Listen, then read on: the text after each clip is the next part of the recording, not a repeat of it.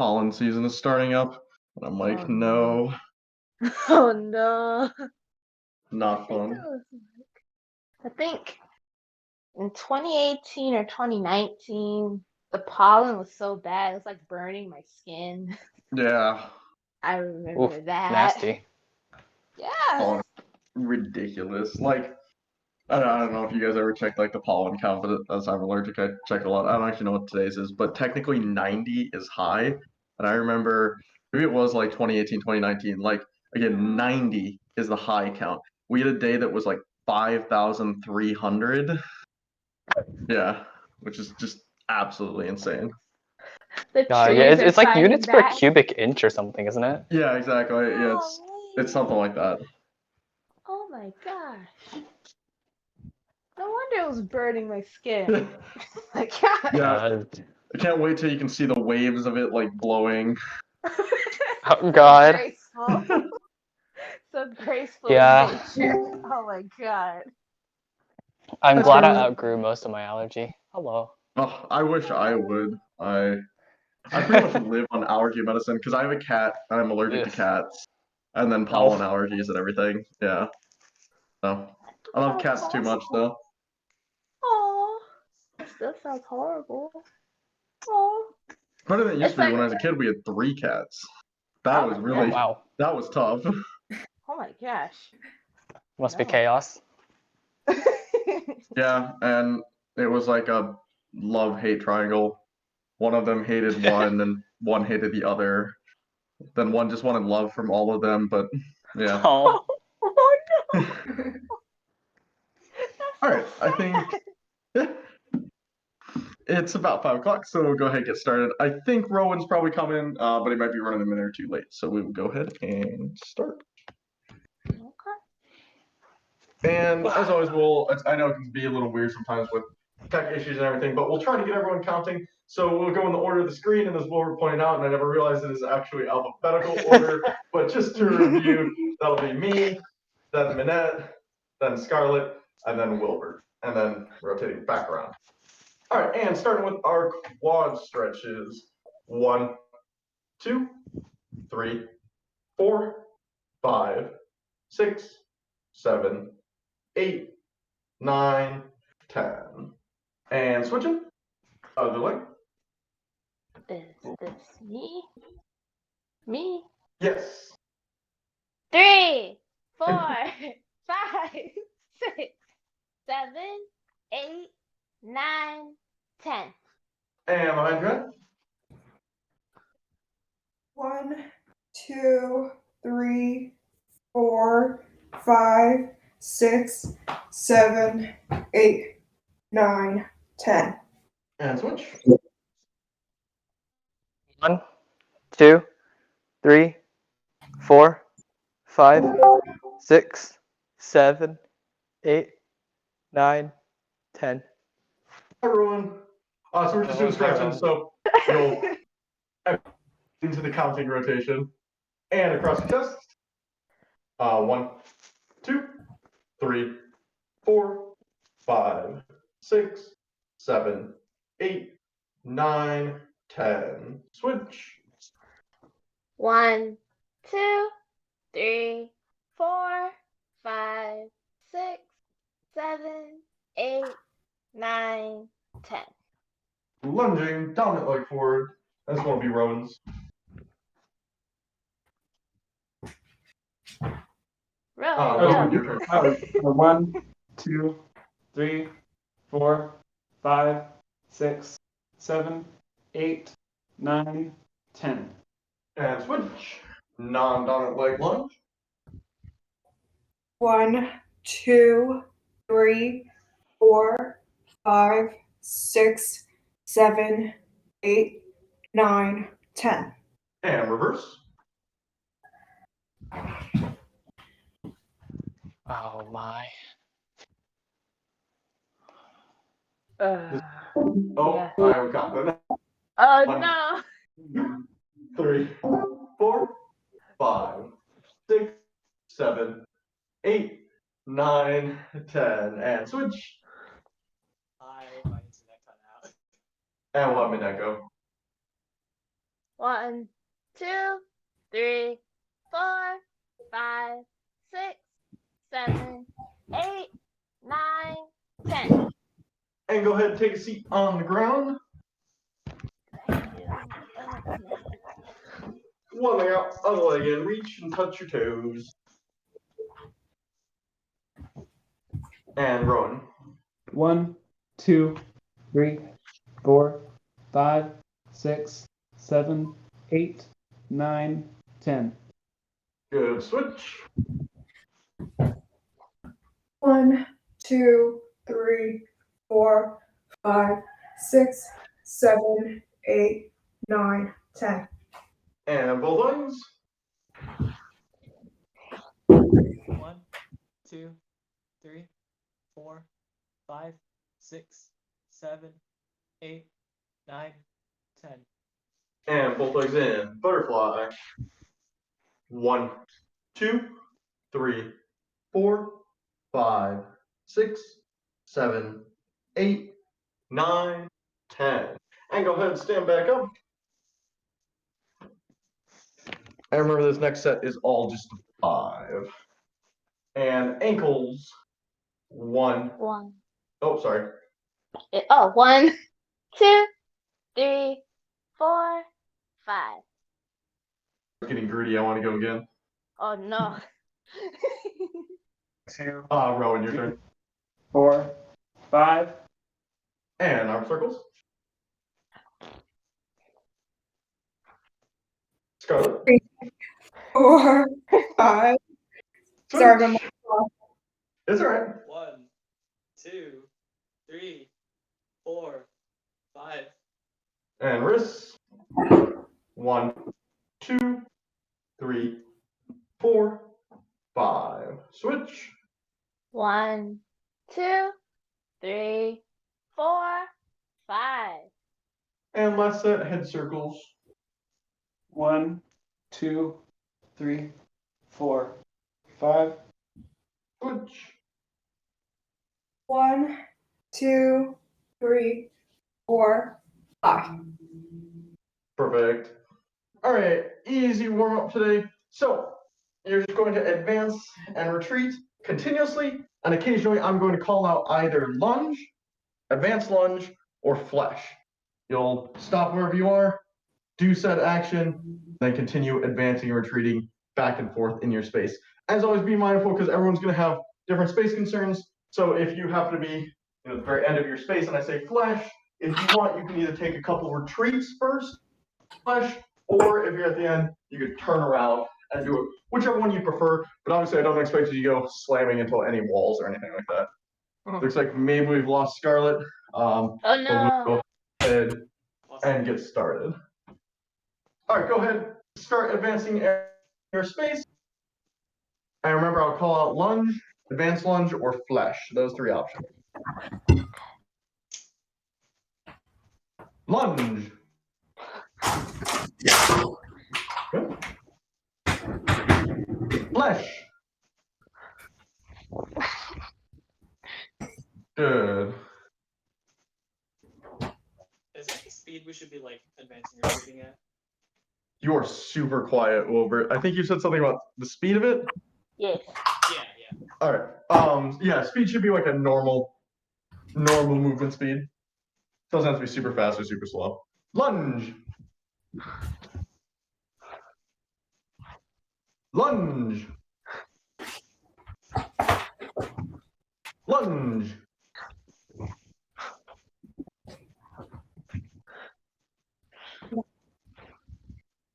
Flesh. Welcome back, Scarlet. Sorry. No, it's okay. It happens. Advanced lunge. And go ahead and rest. All right, so just one quick note I want to give on the arm coming out, the extension portion of it, because it is a very simple but very important thing. Everyone was going arm first, so good job on that. Make sure with this extension it comes out straight to the target, especially once you get moving and you're thinking about other things. I've seen a lot of arms have a tendency to kind of from the side and almost like a sweeping motion out to it, or there's a little pull back and then it comes out. Make sure your arm guard, you want to almost imagine if there was like a string tied to your fingers and someone just yanked it and it comes straight out towards wherever it is that you're aiming, right? So don't have the arc. If it's that's perfectly fine. Before epee or for foil, since it is stabbing only, we want to make sure it comes straight out. And resist the temptation. I know I'll do this sideways so you can see. There's kind of this temptation to pull it back and then go out, like you might on a punch if you're out here to kind of chamber it back and throw the punch. Before fencing, since it's already here, we just want to come straight out because you don't need that extra force that the like kind of pull back or chamber gives you. Make sense? Just a couple notes to remember. All right. So I hope everyone's in the mood for a bit of a workout because today will be a little bit more conditioning focused. We'll still, of course, have blade work and everything, but we're going to have a little bit harder workout. As always on this, if you need some water or you're not feeling great, you need to sit out, around or whatever, please go for it. I'm not like super strict. So, if you can feel, yeah, I need to sit down or I need to drink, whatever, you don't need to ask permission or whatever, go for it. All right. So, if you saw in the group chat, I said to bring something that could be used as a linear marker. I'm literally using a fencing sock just because it's a nice long line. You can use some tape. You can use string. Heck, you could use a stick or something that's reasonably straight. We're mostly just using this as a reference point on the ground. All right. So go ahead, grab whatever item you have to use. If you don't have something like that, grab something. I would recommend not using your epee. I know the epee is straight, but we're going to do a lot of stepping and jumping things. And if you mess up, you don't really want to be stepping on your epee. Oh. Otherwise, you're going to be rather sad. So yeah, you can just lay it down kind of in the middle of your space so that you'll have some room to move around it. We're going to do a whole variety of drills that are going to be utilizing that line. So a lot of what today's going to work on is foot speed, because pure foot speed is going to help you, especially on your retreats when you're really trying to get out of there quickly, but as well as following someone. So if you're trying to throw, say, an advanced lunge, or especially if you need to switch, you're retreating, you realize, oh crap, there's my opening, and you need to switch to advancing to push them or something, that'll really help with all of that when you've got good foot speed. So we're going to start off with some ones that will work your brain a little bit, not too much, but a little bit. So starting out, you're going to be here, and you're just going to be stepping in place, up and down. You want to be alternating feet. You don't want it to be a bounce where both are going up. You want it to be alternating, right? Then every second step with your front leg. So it'll go down, and then second step, you're going to place it and almost do a half lunge and back. So again, it'll go boom, boom, boom, boom, and back. And you're going to have this kind of motion. Honestly, it's not the end of the world if you mess up. If you do 2 steps and it's your third step that you step across, that's not the end of the world. What I want you to get towards is a point where you start getting quicker and your leg keeps coming across the line and you keep a fairly quick motion in your back leg. You can see last one I messed up. I did 2 consecutive steps on the front leg before I went out. It's not a big deal. The idea is you're going to want that continuous motion and the front leg comes out, right? And we're not going into a full lunge, but it's mimicking kind of that forward stepping motion that you would have in a lunge. Any questions on that? No? All right, so go ahead and start slow. All right, so start with a nice, really easily controllable motion. And once you feel comfortable with it, then you can start to work your speed up. But again, you just want those alternating steps and your front leg coming across the line.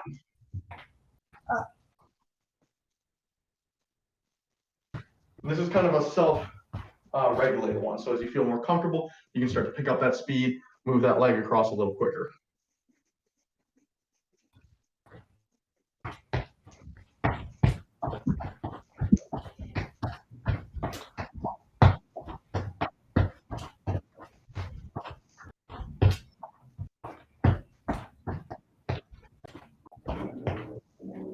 And go ahead and rest. All right, so we're going to be very similar with this one, but now it's going to come off the back leg. So it'll go step, step, back leg comes across and forwards. And again, stepping, back leg comes across. Same idea, same pattern, but now it's the back leg that's reaching rather than the front leg. Again, start slow. As you get more comfortable, you can work that speed up. Okay. Any questions or anything? No. Cool. Go ahead and go. Do feel free to look at the ground while you do this if you want. You don't have to look straight ahead.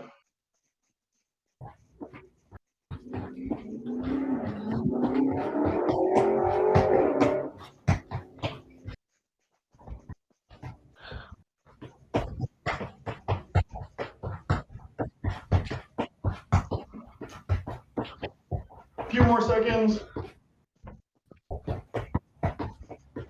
And rest. Cool. All right. For the next few, we're not going to be in a fencing position. They're probably a little bit easier, so you're probably able to get a little bit more speed on them. So, you'll be standing next to your line, feet just facing forward, kind of a neutral but athletic stance, so little bend in the knees. And you're just gonna be stepping, same idea, your legs are gonna come across laterally this time. So stepping, and it comes across. Like so. Cool, and then as you can probably guess, next one we'll do the same thing on the flip side. Make sense? Man. Go ahead and go.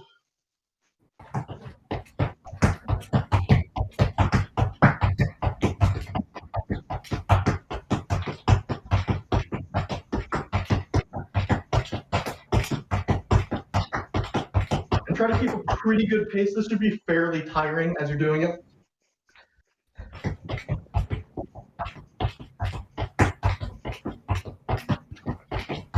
And rest. Cool, I'll give you 15 seconds or so, and we'll do the same thing on the flip side with now the left leg coming across.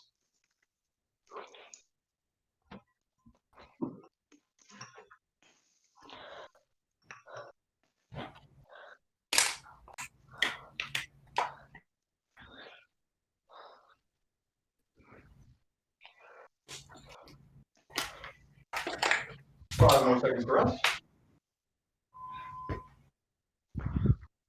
And ready? And same thing now with the left leg going across. And go ahead and begin.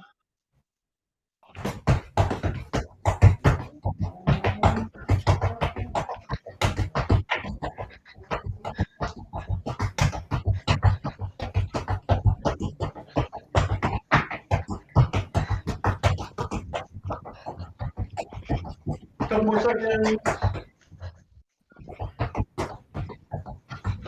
And rest.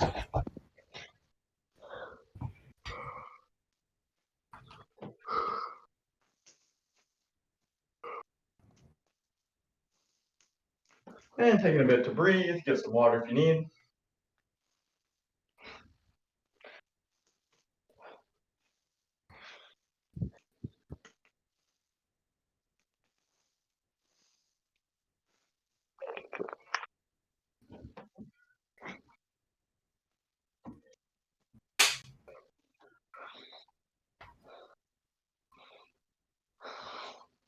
All right, next one we're going to be doing.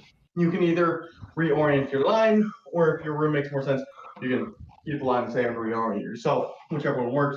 But you want the line to be in front of you. All right. So this one, rather than doing one foot, we are going to end up moving both feet. So you're going to go 1, 2, 3, 4, and then step across. 1, 2, 3, 4. Step back. 1, 2, 3, 4. For right now, pick a leg. Doesn't matter which one, left or right. That's always going to be the lead leg. We'll do the drill through a second time. Your other leg will be the lead leg. So if I 1, 2, 3, 4, let's say I pick my right leg. My right leg leads the forward steps and the backwards ones as well. All right, so whichever direction you're going forwards or backwards, whichever leg you picked, that leg leads on all of them this time. Any questions? Awesome. Go ahead, ready? And begin. Again, feel free, start at a slow pace if you need, and you can work your way up faster if you'd like. And go ahead and go.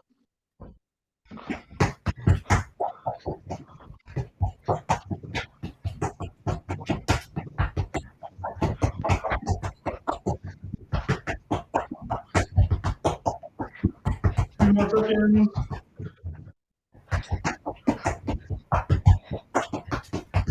And rest. Take like 15 seconds.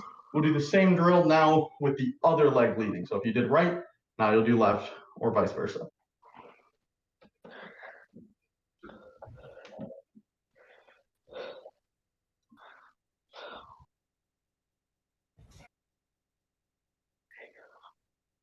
Five more seconds. Ready? And go ahead and go, leading with the other leg now.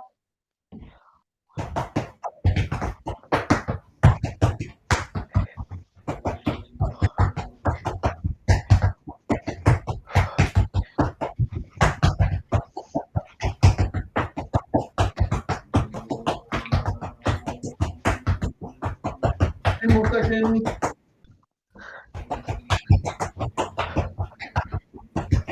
And rest. All right, very nice. Go take a little longer break, get some water if you need. You're done with the line. Let me throw that aside.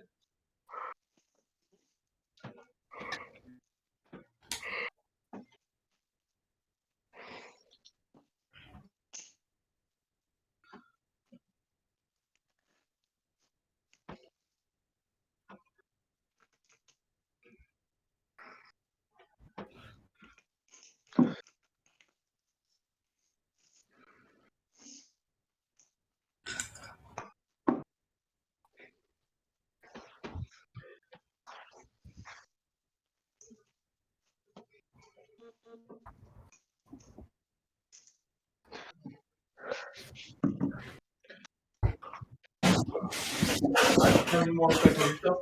I'll do our next one.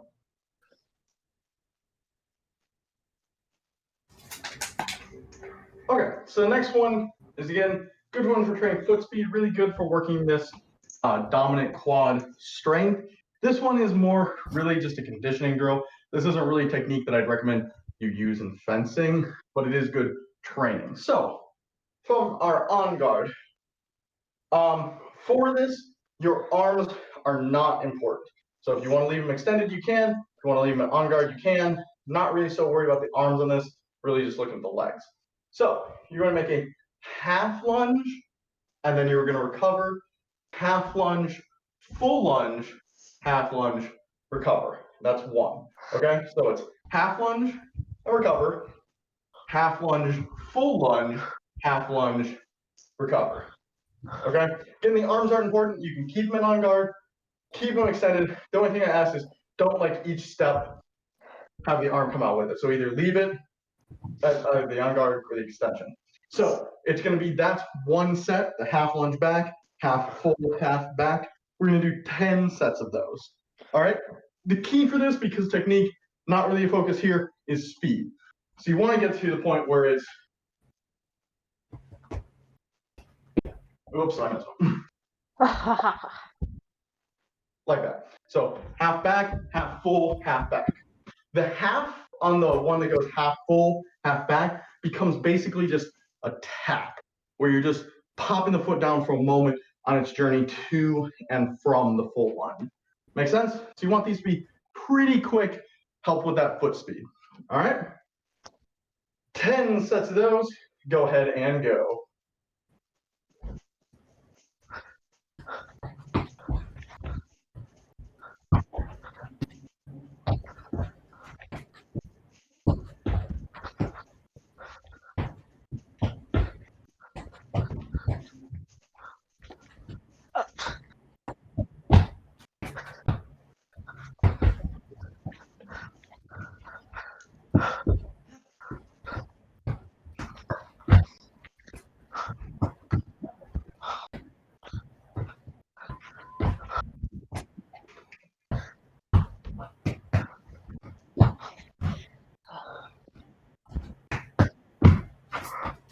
And once you've done 10 sets, you may rest.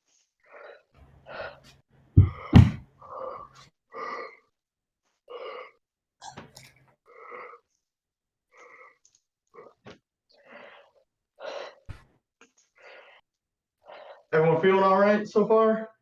Yeah. Tired is okay. Tired is good. Okay, we're good then.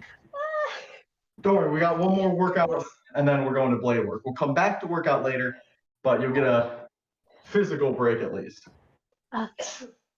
if not so much a mental break. Oh no. All right, the next one is altogether the much harder version.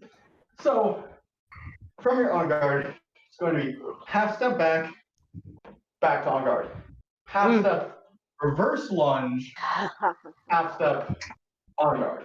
That's evil. Again, half step back and on guard. Half step back, full to reverse lunge, half step on guard.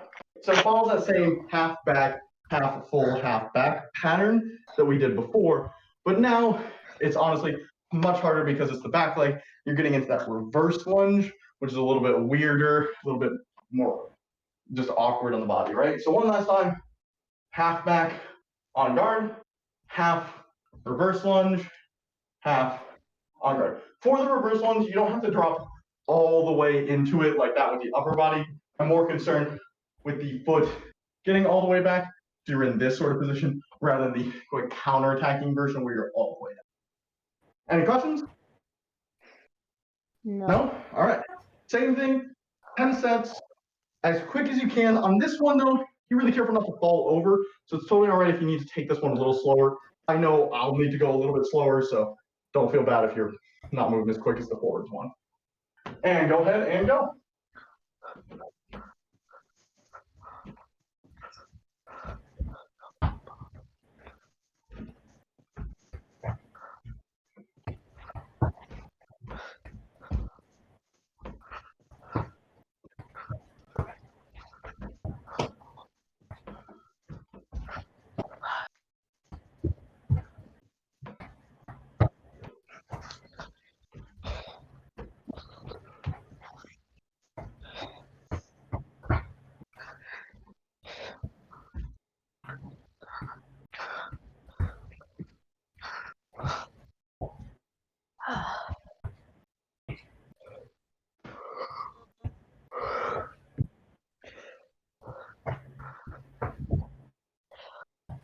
And again, no rush, but whenever you're done, feel free to take a rest.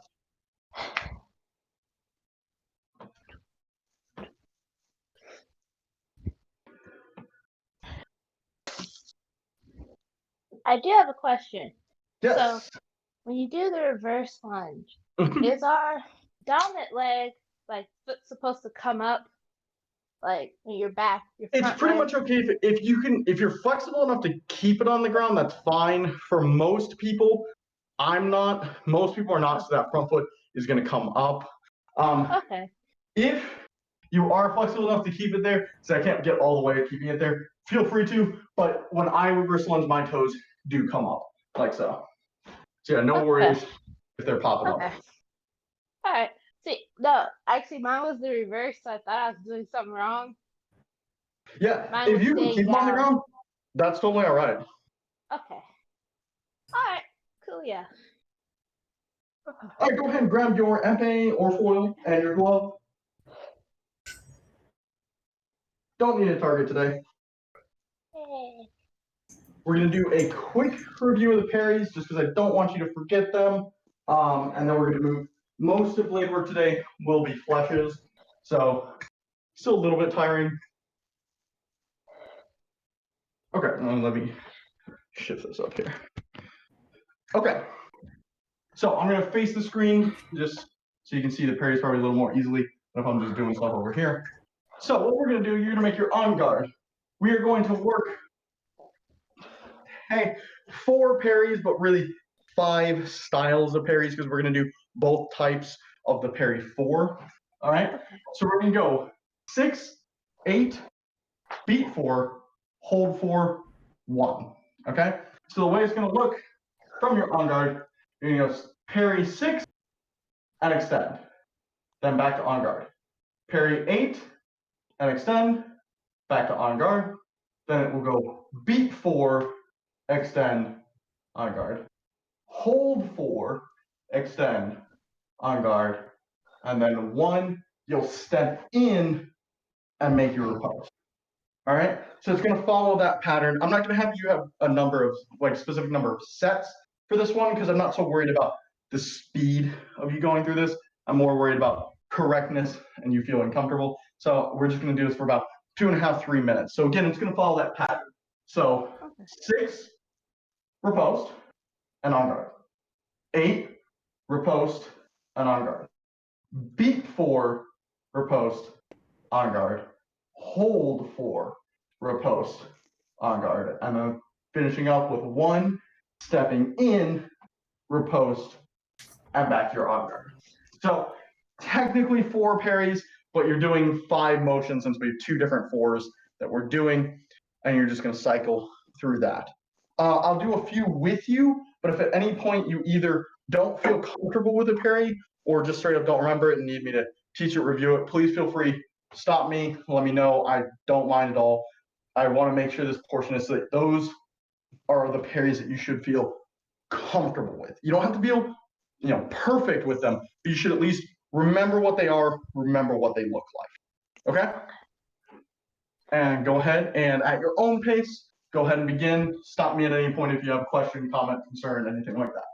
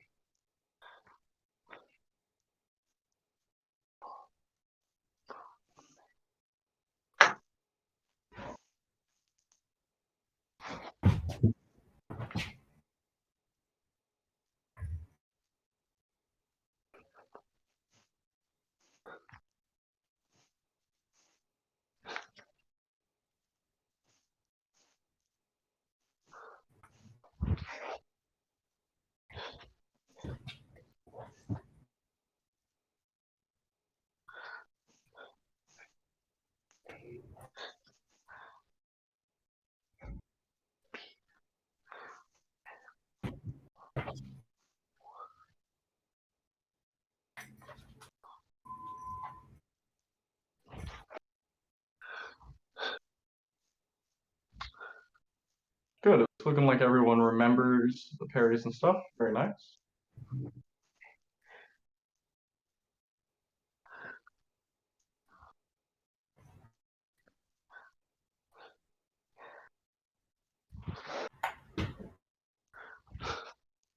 Gonna do another 30 seconds or so.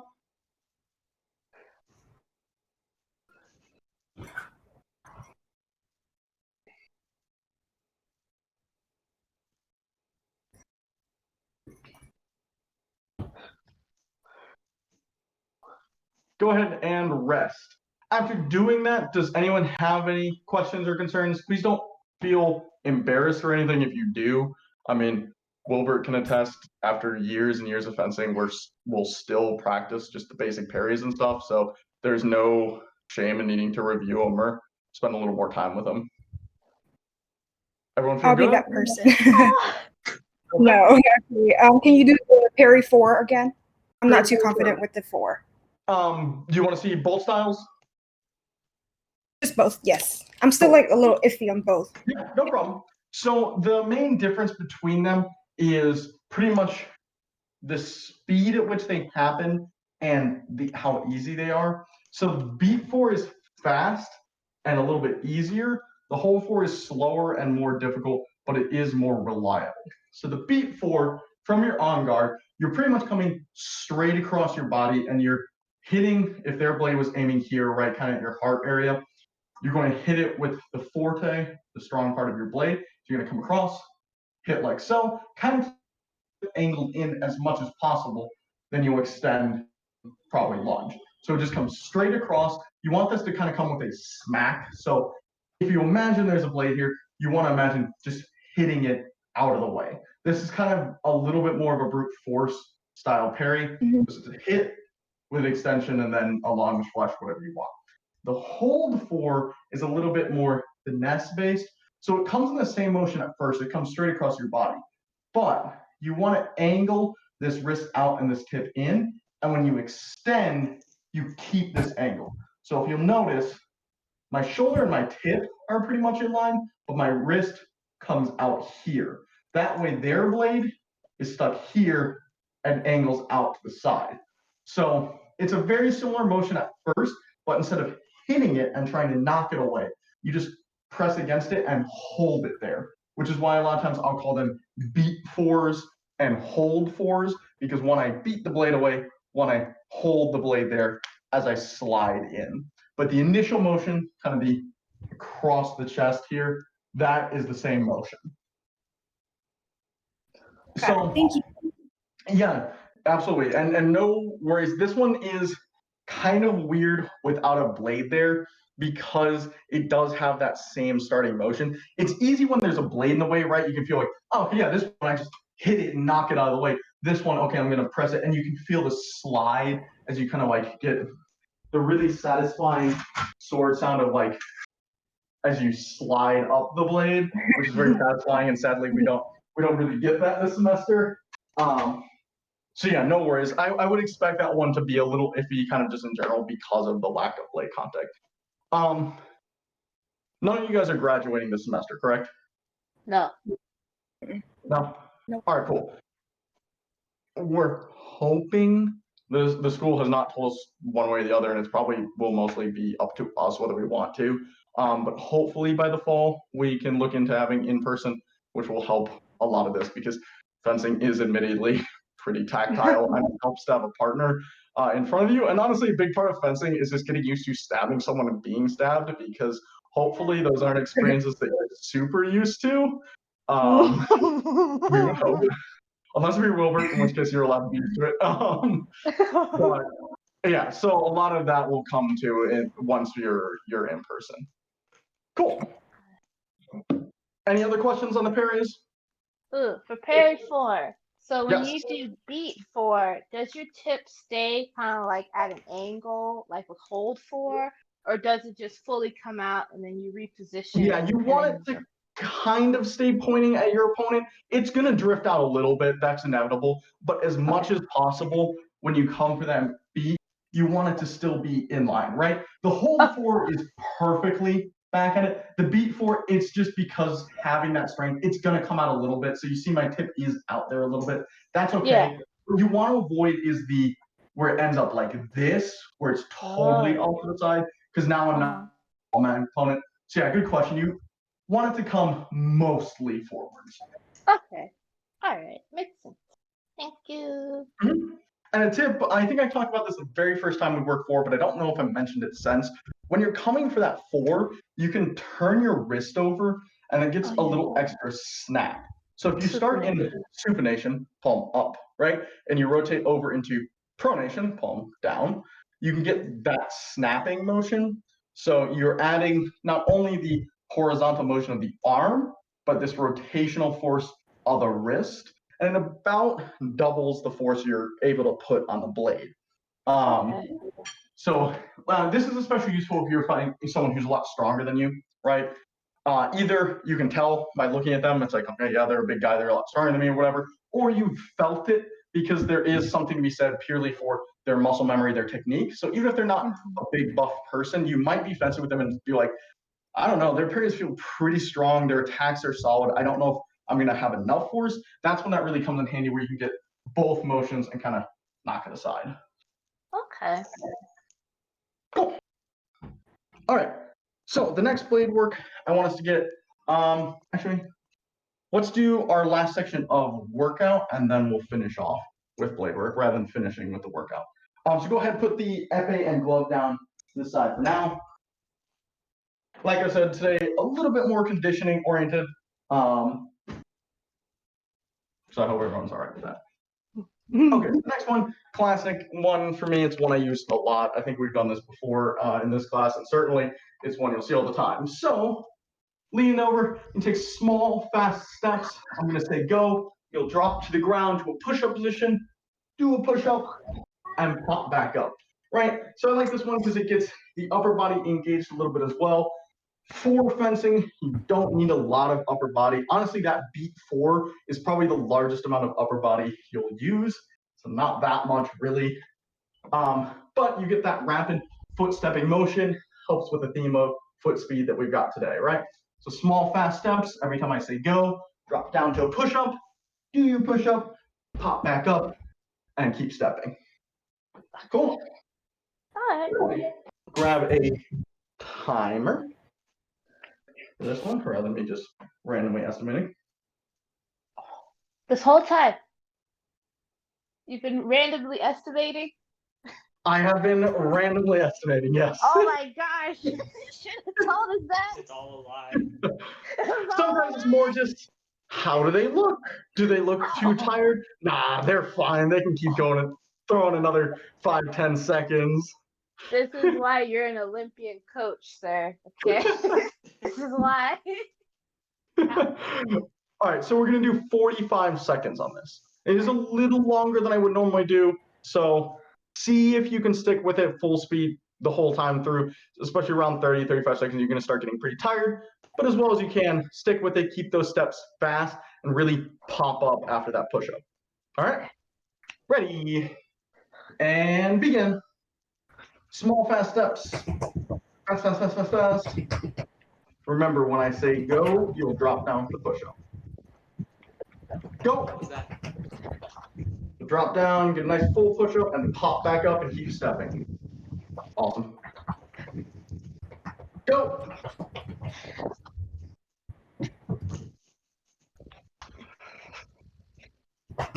Go.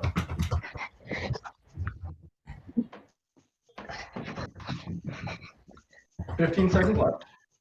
You got this. Keep stepping, keep stepping. Go. 5 seconds, you're almost there. Stepping, stepping, stepping. Go. And when you're done with the push-up, pop up and rest. And go ahead and rest.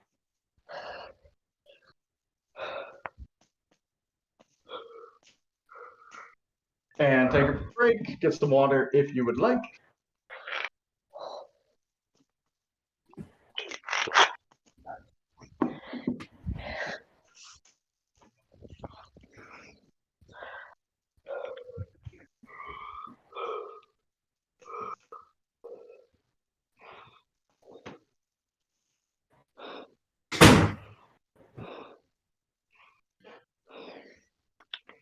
All right, so the next one is going to work brain pretty solidly as well as body. This one is working on a lot of coordination and body isolation, so being able to move a specific part of your body and not another part. So the way it's going to work, get close to the camera so you can see, we're going to do a number of different patterns, lifting our heels, our toes, our heels. Toe, heel. Yes, I have taken 3 courses of anatomy and said heel and then lifted my toes. So, first one, we're going to go front toe, back heel, back heel. So we go front toe, back toe. Good Lord, I can't talk today. Front heel, back heel. Front. Oh my gosh. You got it, I believe. Front, back, front, back. I swear I'm better at doing it than I am explaining it. All right, so again with this, you're going to start slow and you're going to try to speed up until you get more and more comfortable. So starting slow is fine. As you can tell from my speaking, I apparently have a lot of issues explaining it. And then when you feel more comfortable, you can start getting quicker. Okay? Focus on this on really only lifting that part. You don't want to get into the trap of just kind of lifting the whole foot for each step, right? And go ahead, 30 seconds or so. Go ahead and begin. Again, front toe, front heel, back heel. Hey. Yeah, that was as much for me as it was for you.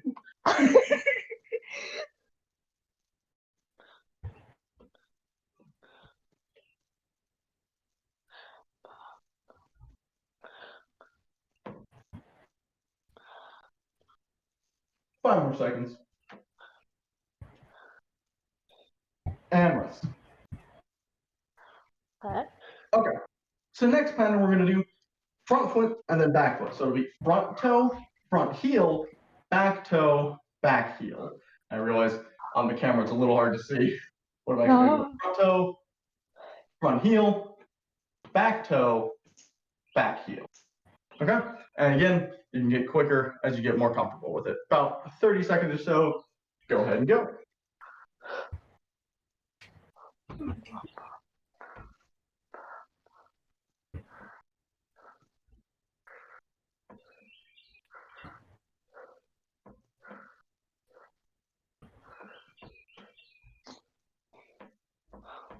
Five more seconds.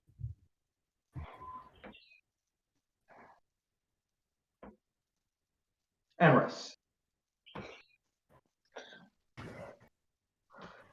Okay, so this is going to go in the reverse order of, I guess it was the second one we did. So it's going to go back heel, front heel, back toe, front toe. So again, back heel, front heel, back toe, front toe. All right, and 30 seconds, go ahead and go.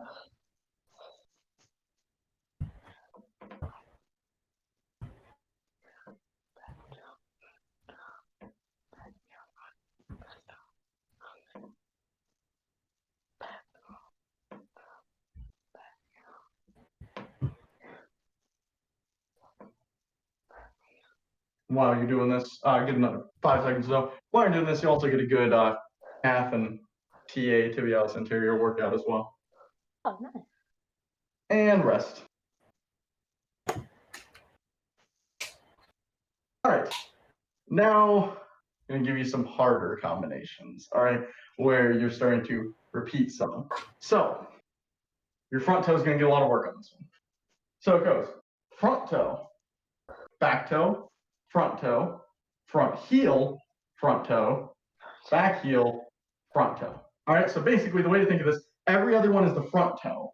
All right, so front toe is every other one, and then it'll go back toe, front heel, back heel. So again, front toe, back toe, front heel, front toe, back heel, front toe. So again, the easiest way to think about this one, front toe is every other one, and then it goes in the pattern of back toe, front heel, back heel. All right? I know, but it becomes as much of a brain challenge as it is a body challenge. Oh my And God. go ahead and go. I'll give you about 45 seconds on this one since it takes a little bit more time to get comfortable with.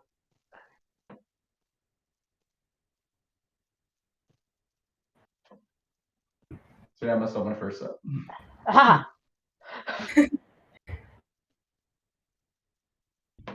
There we go.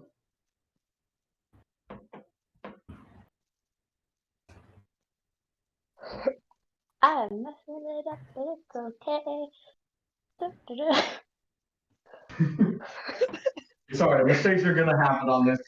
You're not gonna go 45 seconds perfectly, I promise. Unless if you're really freaking good at it. Oh my God. 5 more seconds. And rest. Similar idea, but this time now with the back heel. All right, so the back heel will be every other one, and then we'll mix in the other one. So it's gonna go back heel, front toe, back heel, front heel, back heel, back toe, and then back heel. So back heel, front toe, back heel, front heel, back heel, back toe, back heel. Any questions? All right, this is our last one for this. Be 45 seconds of this as well. Go ahead and go.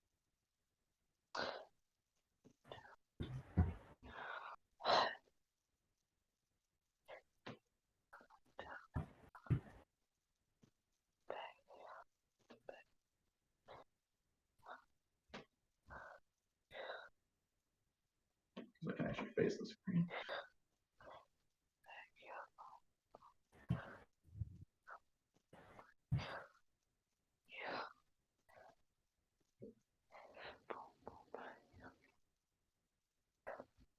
Five more seconds. And rest. That one was easier for me Interesting. for some reason. It might be also that lifting your heel is probably a little bit easier than lifting your toes. just a little bit more natural. Yeah.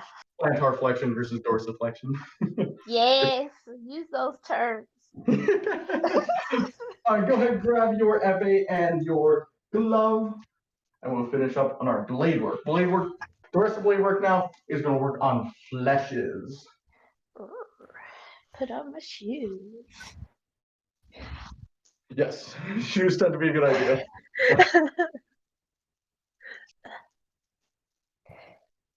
Especially around hardwood socks slide all over the place. Yes. So I think I mentioned before, but fleshes for epee fencing are pretty much the bread and butter of it, right? They are super, super important. If you watch any decent high-level fencer, they will have good fleshes. It might not be their primary thing, but it's one of those things that's pretty much required to be successful. As time has progressed, the flesh has become more and more important. Back in the day, historical dueling, the flesh was pretty much never used because it was considered suicidal, right? If these were sharp, the last thing you want to do, bodily fling yourself at an opponent with them with no chance of stopping halfway through. But as it is now obviously transitioned to a sport and there's no danger of death, and as people have become quicker and more explosive, the flesh has gotten more and more usage as time has gone on. And now it's probably, I would say, this is not like a scientifically gathered statistic. I just want to put that out there. But from my observation of Olympic, World Cup bounding and stuff, I would say at least in epee, 60 to 65% of points come off of either a flesh or defense against the flesh.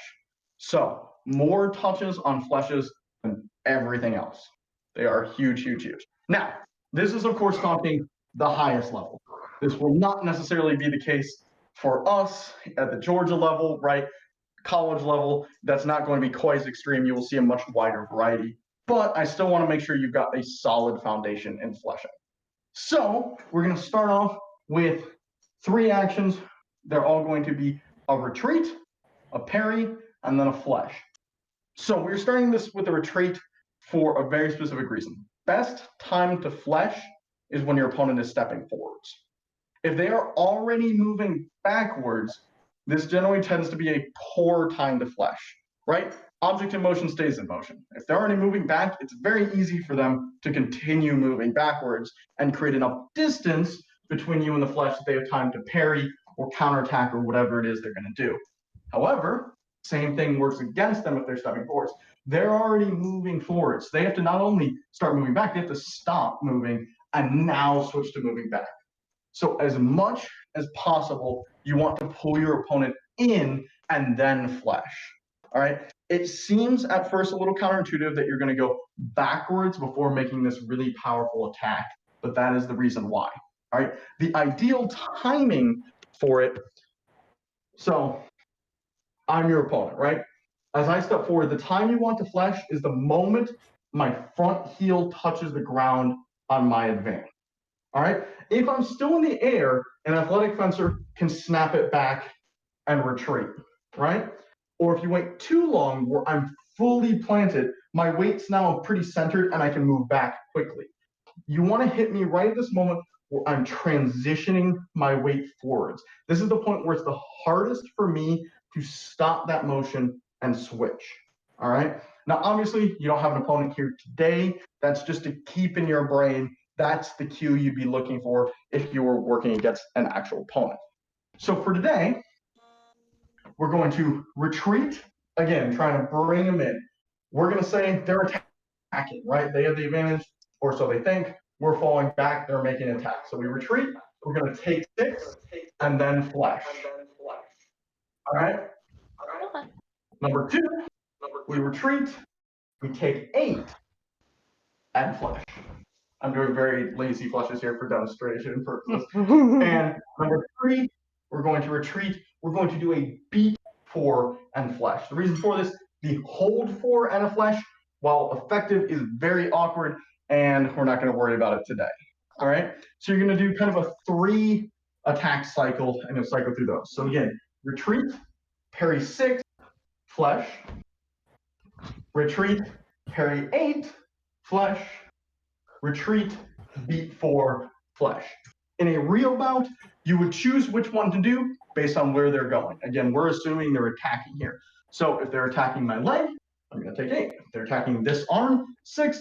Attacking back shoulder, 4. And that's simply how you would choose if this was a real match. For today, I want you to get all 3 practices in. Any questions? No. No. Wilbert, feel free to make this with a flick if you want. Give yourself a little bit of an extra challenge for this. Everyone else go straight, don't go flicks for the day. Don't know what that is. Okay. Yeah, no worries. Flicks are not something you need yet. I was probably fencing for about a year and a half before I really learned flicks. Oh. All right. I mean, you don't I've have been to wait fencing that for, like- long, but they're not something you need this I've semester. been let's say. fencing, like, 6 And go a ahead half. and go. I'm gonna just watch you guys for a little bit, and then if you look good, I'll join in. Make sure to retreat first. I saw multiple people, they forgot to retreat. So make sure to retreat to pull them in, then parry and go. How would a beat 4 flick work? That seems a bit inefficient. Yeah, you wouldn't flick off a beat 4. You could flick off a hold Yeah, 'cause 4 I'm if like you have doing the it, angle like, and that come doesn't from the seem lateral, right. but the beat, nah, you wouldn't flick. So with that one, yeah, just go straight. I can do what the clan likes to do. Just take the big 4. Yeah, I guess you could do the big sweep and come to the shoulder, yeah. Alternatively, if you wanted, since Wilbur, you are comfortable with the 4, you could do the whole 4 out and on the flesh come out with like the lateral flick coming to shoulder. My left?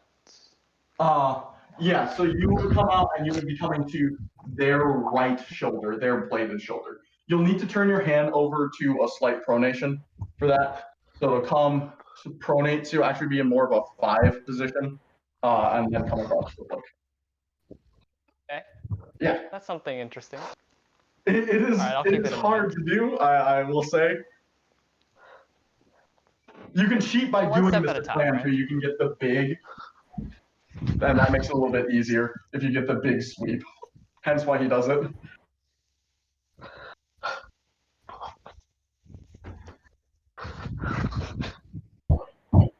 Good. Make sure you've got that power in your flesh. I know it can be a little awkward because you probably have space limitations, but as much as you can, make sure it's a strong, explosive flesh. I also know it's hard because it's the end of practice, so you've been working out the whole time too.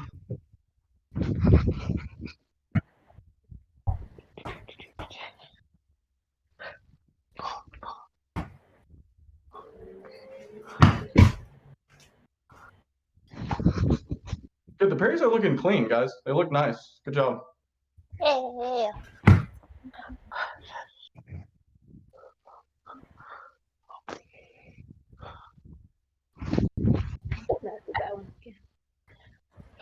Take another 30 seconds.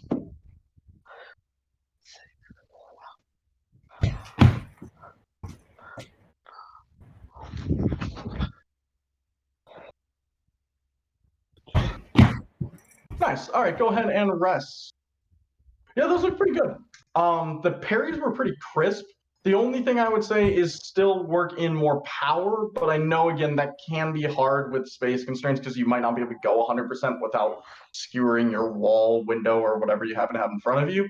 Obviously, I don't want that, but within your space, as much as you can, this is, again, pretty much an all or nothing attack. Once you start the flesh, there's really no cancellation. You can make adjustments, but a failed flesh goes past your opponent. You don't stop and come back. So more power is pretty much always the right choice. Even if it was you start your flesh and you're like, that wasn't a good idea. It still tends to be best to just kind of power through it because your goal is to get past them. Because it'll be far easier to get past them than it is to go back. It's also, if you try to stop and go back, it's way easier for an opponent to hit you going this way and following you than it is to try to come this way or this way and hit you as you come past. All right, we have one last drill. I know we've only got 3 minutes, but this one's fairly simple to explain, and I'll give you 2 minutes to work it. So it's going to be disengages. So this one is not one that's coming off of their attack. This is one you make the flesh, they're trying to parry, and you're trying to avoid it. You don't have enough time to, let them parry and counter parry in midair because you've already started your flesh. So you just want to avoid their parries. So we're not going to worry about the movement on this one. We'll start just stationary. You'll extend. You'll start flesh. Partway through your flesh, you're going to disengage. All right?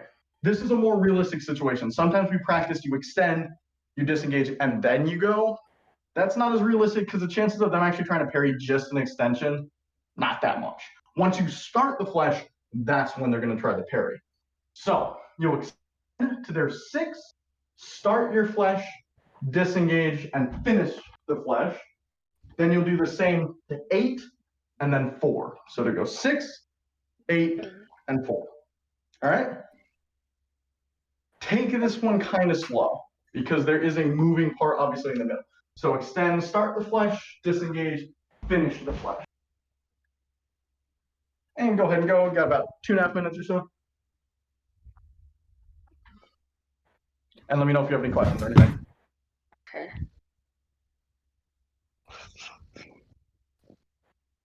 And just make sure to think about what parry it is that you're trying to avoid, because that'll help you in what the disengage looks like, right? So if they're trying to parry 4 or parry 6, those disengages look different, right?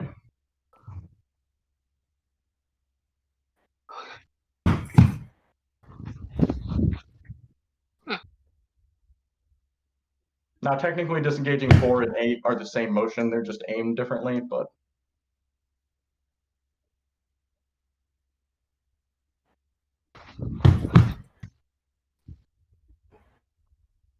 yeah.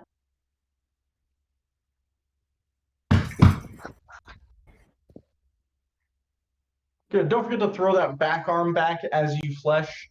I know everyone's focused on the front arm now with the disengages, but make sure as you flesh, still the back arm flies out as well. Largely for balance. Mm-hmm.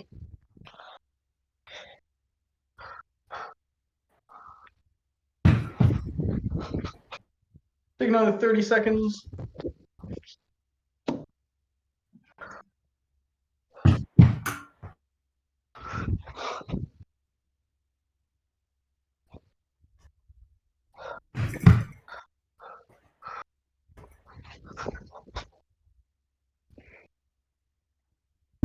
Good. Go ahead and rest.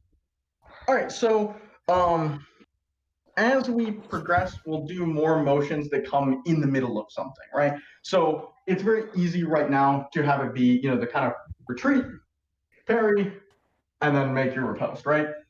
Unfortunately, bouts often aren't so clean because someone's trying to do something to mess with someone else, whether it's timing, distance, whatever. So a lot of times, especially off of disengages, they will come part way into attack. So let's say I'm doing a lunge, right? I'll extend, I'll start my lunge. That's when they try to parry, and I have to disengage part way through it.